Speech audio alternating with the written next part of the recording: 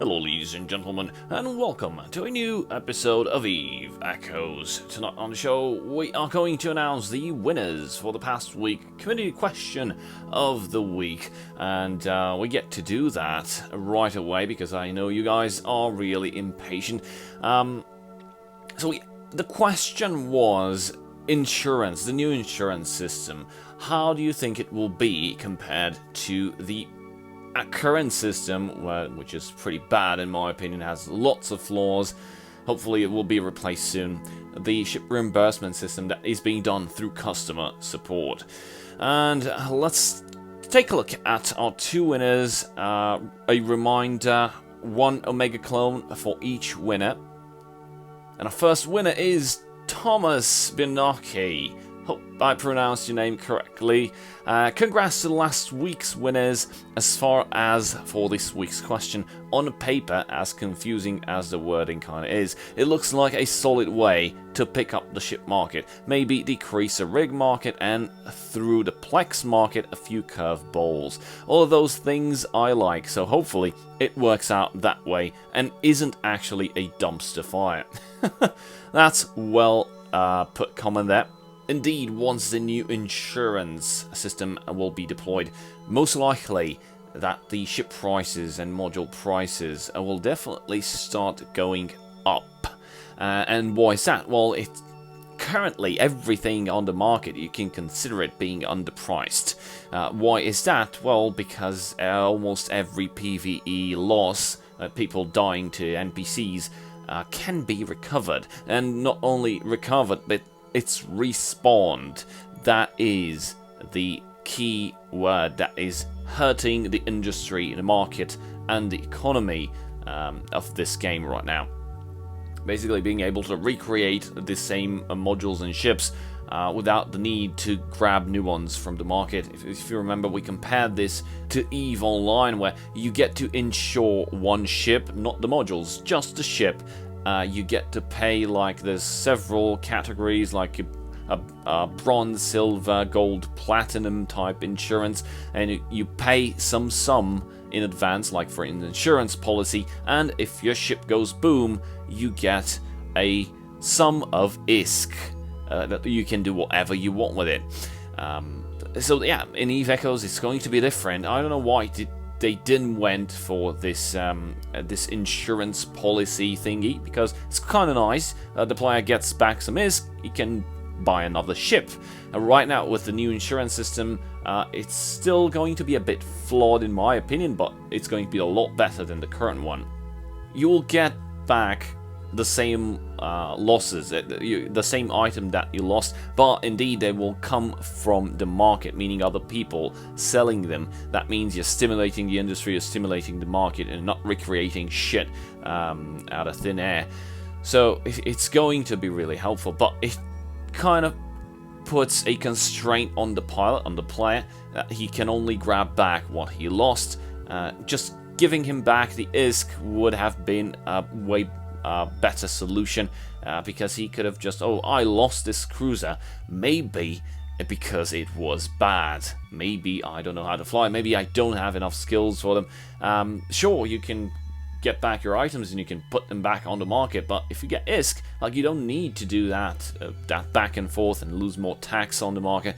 You just go with that ISK and you buy a different ship, something different. Maybe you want to become a miner. Hell, I don't know.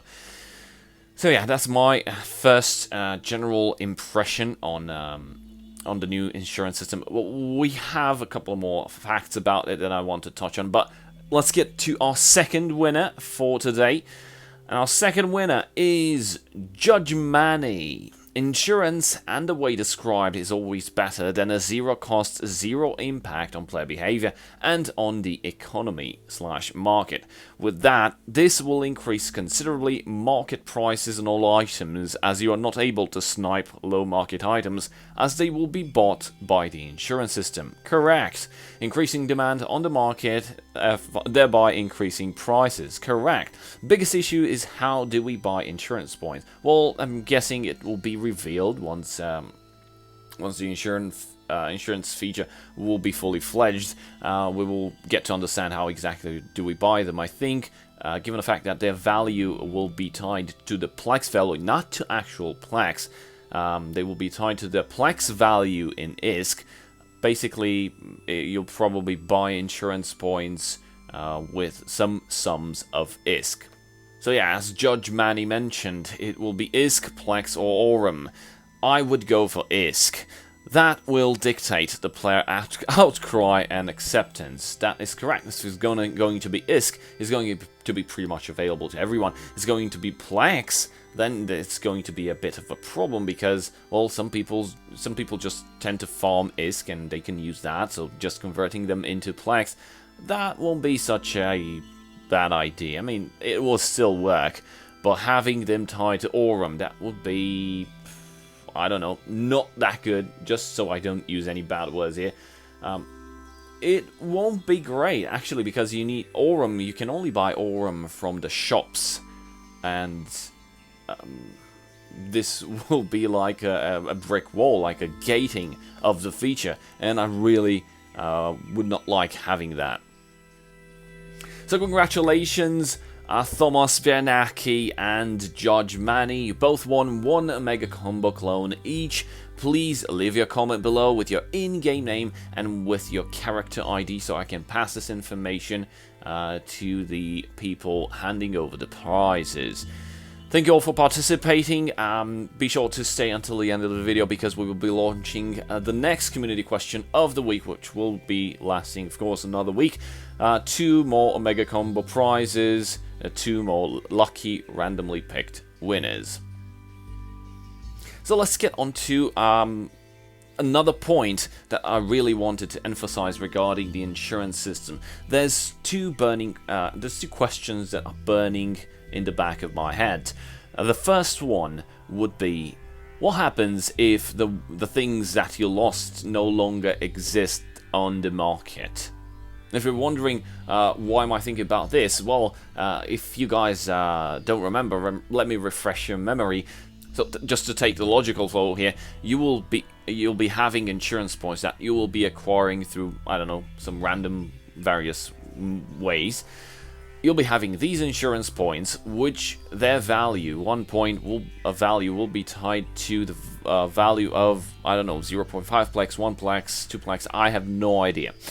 I don't know about the ratio, but their value will be transformed into the plex value in ISK, and whenever you have a loss, that's what's going to happen. You will be consuming those insurance points, and that sum of money will basically go, actually the system, the feature will go right to the market and will buy the items and the ships that you lost, of course, the ones that were destroyed, not the ones that dropped. The ones that dropped, you can pick them up yourself from the wreck. If you don't, well, too bad. The system will fetch those losses from the market and will deliver the items to the station that you're currently docked. This means you can only use this feature while you are docked. But what happens if the items that the feature, the insurance system is trying to buy from the market are no longer present on the market? Maybe they're, let's not say pretty rare, maybe somebody bought off the entire stack and there's none available. What happens then? Will the insurance point be used entirely? Will it be partial use? What happened to the rest? Let's say, for example, this is pure speculation here. Let's say one insurance point will have the value of 1 plex, and the value for 1 plex is, let's say, close to 1 million ISK. And whatever item that you lost and whatever stuff that you actually want to recover is going to cost around 5 million. So 5 million, let's say 4.5 million. So you'll basically be using 5 insurance points because you need to cover 5 million. What happens with the rest of the money? What happens with the rest of the stuff will be delivered, but what happens if you use partially one of these insurance points? Is it going to be a sink? Because if it's going to be a sink, it's going to pretty much make people unhappy. because like they paid for something and they're gonna lose half of its value. That's one. And if the item is no longer on the market, does it attempt to buy? It consumes your insurance points. It attempts to buy from the market. It discovers that the market is empty for that specific items. It says, oh, there's an error. Sorry, we cannot fetch that item, but your point is still consumed. I hope not, because that's going to generate a lot of fuss, and a lot of players are going to be irritated. So there's still a couple of aspects that need to be clarified, and for the developers and the designers to better explain how this feature will work in detail. Now, the second question that is burning in the back of my head was what happened, because it's Eve. I mean, we've seen this past weekend people found an exploit, and it was exploit extravaganza everywhere in low-sec. People were camping and blapping everyone. Pretty chaotic, we can see that. One thing that is being tied to the insurance system is what happens if somebody is intentionally manipulating the market. Now, both of these questions, I found them, some of them I had my own, formulated in a similar manner, but I did found them inside the comment section by a lot of the people that... So, this second question is really, really nasty. Basically, it will try to mill players that use the insurance points, because, well, let's say for example there's an item that is pretty common and it's pretty cheap, and everyone is basically using it in fittings. Let's say it's a Type 2 rig, let's say it's a capacitor control circuit. So there's rich people in Eve Echoes, there's plenty of them. What happens if this one guy, one rich person, one rich pilot decides to buy all the rigs and constantly buy whatever copies of that rig appear on the market? Let's say from now on, 1 week, I will be buying all these items of capacitor control circuit Type 2. So what happens is players are going to start losing ships, and they're going to start using the insurance points, and they're going to, or at least the insurance system is going to try to go to the market to fetch the items so it can be delivered to the pilot that lost them.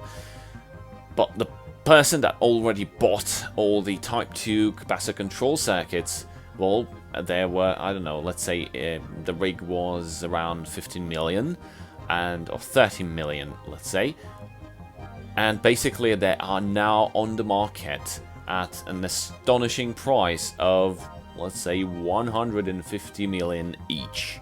If you want a Type 2 rig, you're gonna have to buy that, because, well, that guy is basically the sole seller, the sole merchant. Basically, he got a monopoly on that item, and he can basically manipulate the price however he likes, and he keeps generating money. It's like an infinite loop of death, because that person is going to be generating money based on those buffed up prices, money with which he can use to buy out all other competitors that are trying to put items at lower prices. You see? That's how you manipulate the market, by the way. That's one way of doing it.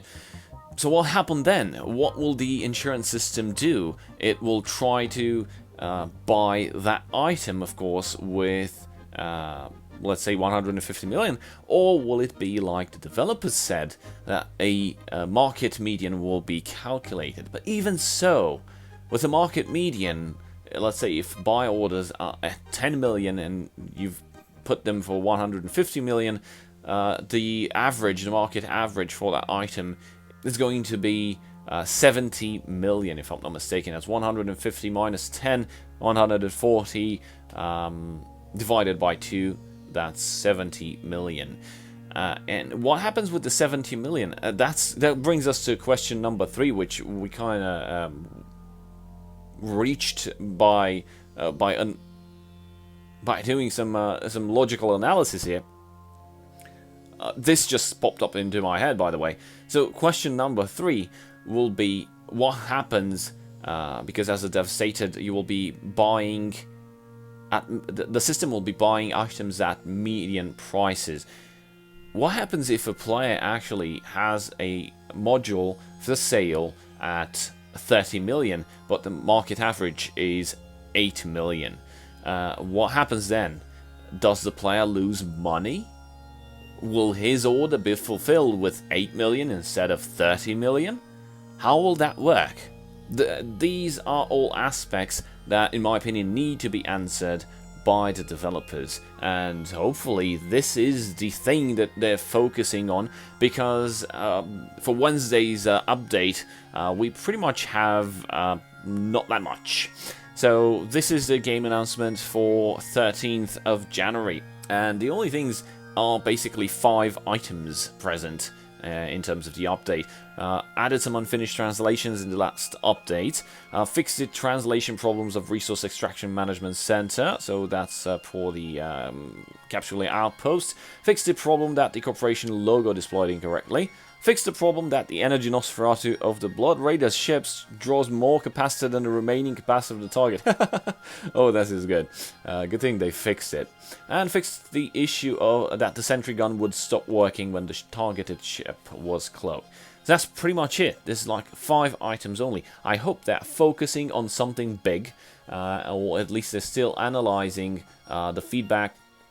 By the way, all the feedback that we managed to gather from the pressing issues that the devs are currently handling on their to-do list. Great feedback, guys. Thank you very much. Pretty much added all the relevant comments, in structuring them into some files and sending them to the developers to take them into consideration over the course of the next few days. So that's some good feedback, and I really hope that what we're doing here and what we're trying to achieve will hopefully have a good impact, a favorable impact on the game, and of course on us, because it's us that we're requesting stuff.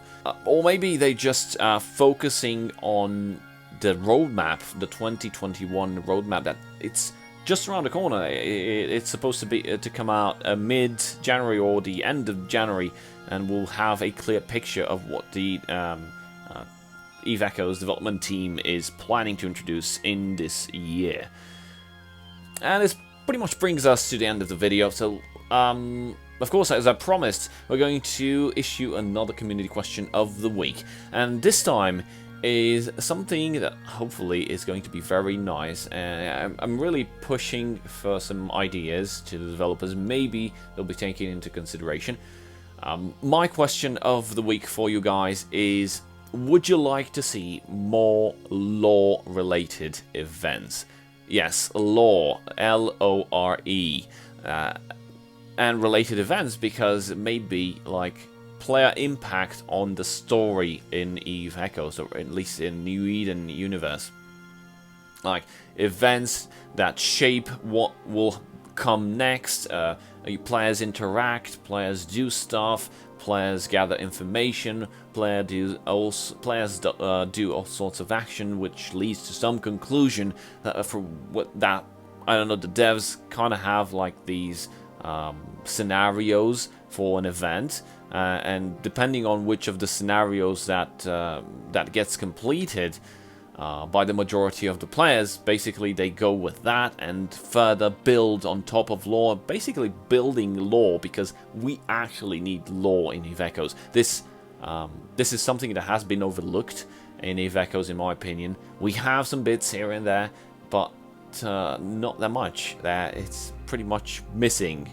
We need lore. We need to get immersive with this awesome universe, which is New Eden and Eve Echoes. So that's pretty much it. Thank you guys for watching. A very big shout out to my channel supporters, and I'll see you guys next time. Cheers.